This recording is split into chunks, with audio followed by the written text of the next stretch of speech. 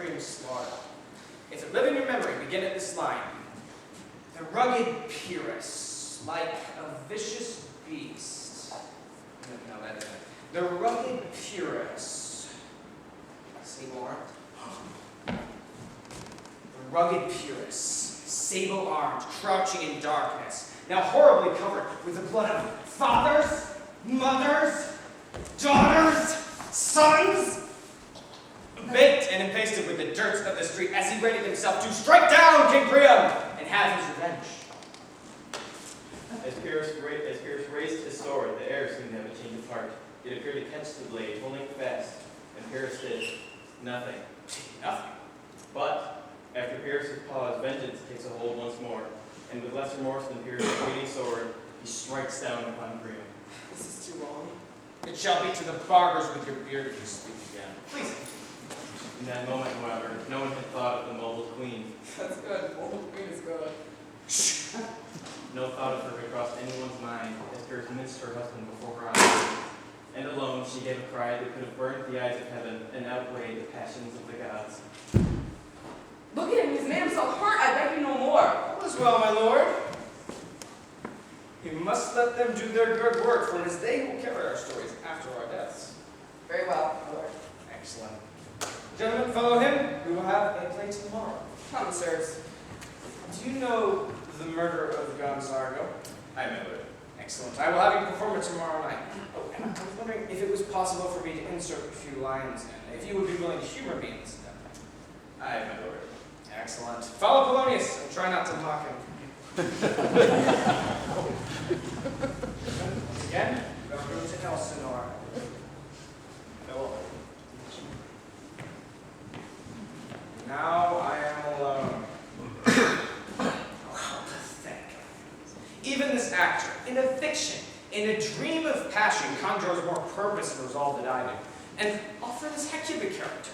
Who's he to Hecuba, or Hecuba to him, that makes him cry for her? Why, if he had the motivations I had, he would drown the stage in tears. And yet I, who suffered great injustice at the hands of my uncle, who mocks me for it, cannot stir myself to utter words like that bloody, remorseless, treacherous, kindless villain. Vengeance! And this is most brave, prompted to bitterness instead of revenge.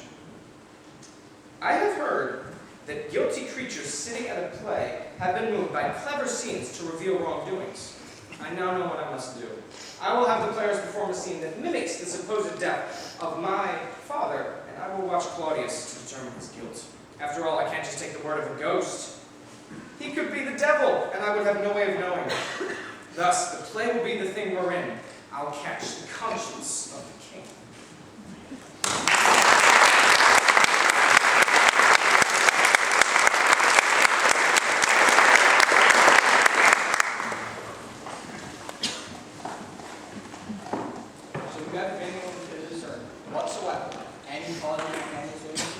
Thus far, he's only told us that he's distracted, but he won't give us anything by way of a cause. He uses madness and is clever with people in the dark. Did he receive you well? Like a gentleman. And yet, much of his hospitality seemed forced. Yeah, he was more than willing to answer any inquiries we made, but he didn't ask much at all. Did you find you were able to engage him in any sort of pastime? Oh, he did seem happy to see that we procured some actors for his entertainment. It's true. He even beseeched me to call upon your majesty to attend a show. Well, it warms my heart to hear this improvement. Well done, gentlemen. And try and keep his mind at ease, as he'll hopefully stay as madness. Of course, my lord. And now, my sweet Gertrude, I'm afraid I must ask you to leave as well. I've just sent for Hamlet. Polonius and I hope to observe his reaction to Ophelia, revealing, at last, if she's what drove him to madness. As you wish. And for your part, I hope you were the cause of Hamlet's lunacy, because that being the case, you can surely ease his mind. As do I, Your Majesty. Dear Ophelia, tend to read this as he arrives. Your letter demonstrate your loneliness, and thus conjure a response from Lord Hamlet. His letter should be there as well. See if you can't return it to him. I hear him. Let's withdraw, my lord.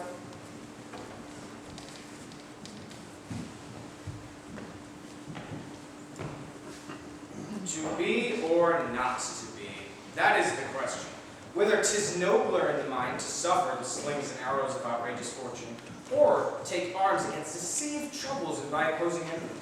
To die, to sleep no more, and by a sleep to say would end the heartache and the thousand natural shocks the flesh is heir to. 'Tis a consummation devoutly to be wished, to die, to sleep, perchance to dream. Aye, but there's the rub. For in that sleep of death, what dreams may come when we have shuffled off this mortal coil must give us pause. There's the respect that makes calamity of so long life. For who would bear the whips and scorns of time, the oppressor's wrong, the proud man's contumely, the pangs of despised love, the law's delay, the insolence of office, when the spurs, the patient merit of the unworthy takes, when he himself his quietus make with a bare bodkin?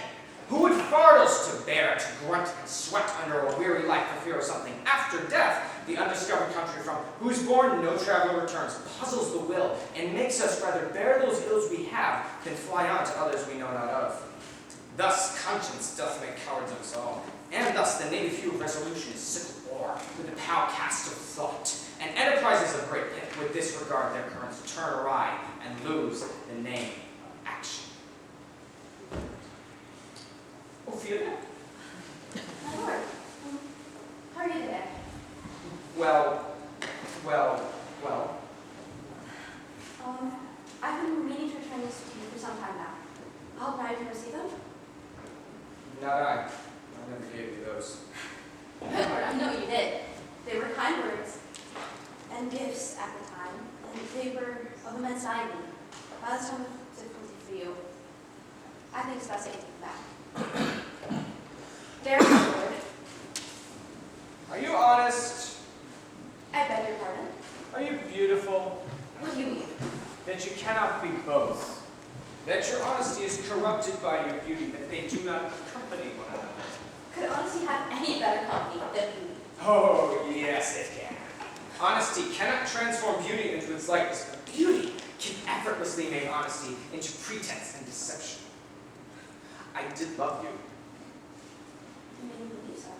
If you love me, then why did you abandon me? The man who wrote you these letters is dead because of you. Because you left him to die! Well, Ophelia, being a new man, I should warn you of what I've become in your absence. My mind is now darkened by pride, vengeance, ambition, with more offenses at my beck than I care to list. What should such men as me do when caught between life and death? You should never marry, Ophelia. Never put your faith in any of us. We are errant knaves all. You must heed me. Where is your father? At home, my lord? Well, tell him to stay there and stop the infectious outbreak of his hubris. Farewell. Oh, heaven. I'm not the only one who hides my intentions behind a mask. Look at you. God gave you one face, and yet you wear several, being only truly loyal to one. Your pleasantries are a deception. The only man you love is your father. And if you must marry Ophelia, marry a fool, for wise men know well enough what monsters you make of us.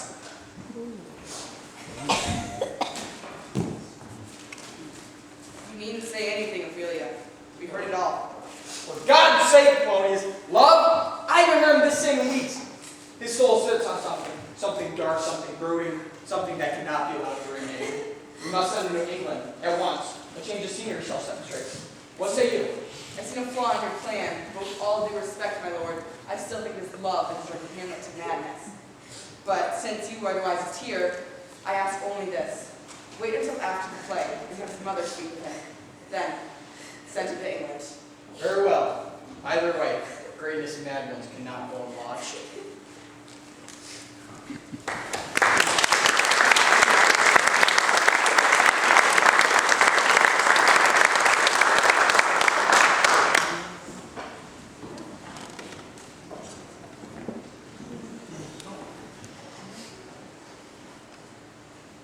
Have you been able to adapt my additions? Indeed, my lord, we should be able to perform well. Excellent. My salutations, good lord. My fellow Horatio! How are you? Good. I must tell you about the play tonight, Horatio. You are the most honorable man I've ever known, my only confidant. The play? My lord, I know about the play, as does everybody else. Yes. but there is one scene that I've altered. It is to mimic the death of my father. I need you to watch Claudius and see his reaction. This means we will determine his guilt. Of course, my lord. Excellent. The others coming. Find your seat. How fares our dear Hamlet? Well, although all I've had to eat lately is the air. It is as empty as the promises that fill it. You mustn't feed such things to chickens you plan to slaughter. I have no idea what you're talking about, but I shan't have any part of it. Oh, and now I have no part in it either. My lord, you once acted for a university, correct? That I did. It was rather good too. Yeah. What did you play? I played Julius Caesar. Was murdered in the Capitol. Brutus killed me. Well, he must have been a brute to kill such a capital actor. A pleasure. Aye, they'll begin when you give the word. Come, Hamlet, sit by me. I'm afraid not, dear mother. Here's enough for worship. My lord, you are married today. Oh, what can one do but be married? I mean, look at my mother. And my father died not 2 hours ago. My lord, the old king died almost 2 months ago now. 2 months? And he hasn't been forgotten yet? Well, surely no one will remember him after these 2 months have passed. I suppose the only way to truly be remembered is to do something big, like build a church. Otherwise, to just be forgotten about like an old toy. My love, you know I would never do anything to hurt you, but I fear that I must soon leave you.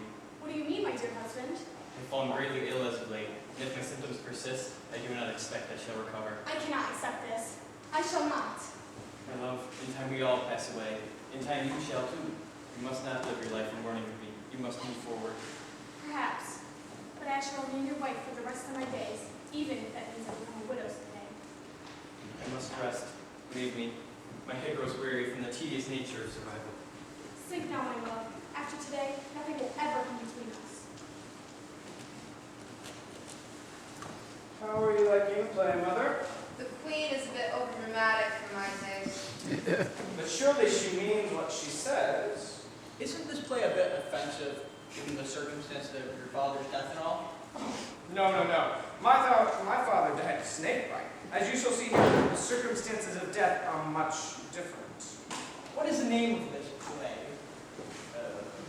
The Mouse Trap. It depicts a murder committed in Vienna in which the Duke, Gonzago, is poisoned. It's a tricky little play, but it has no effect on us innocent people. For the guilty, though, it's known to invoke a strong reaction.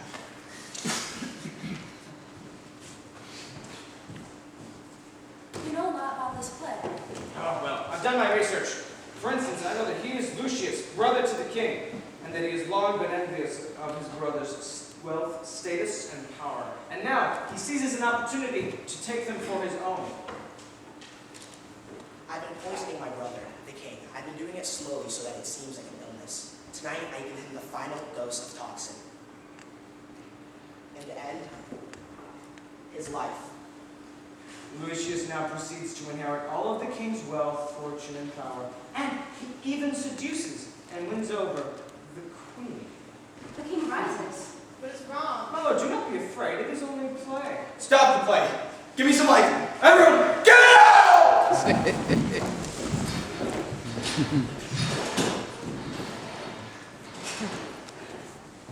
There will now be a 350-minute trip.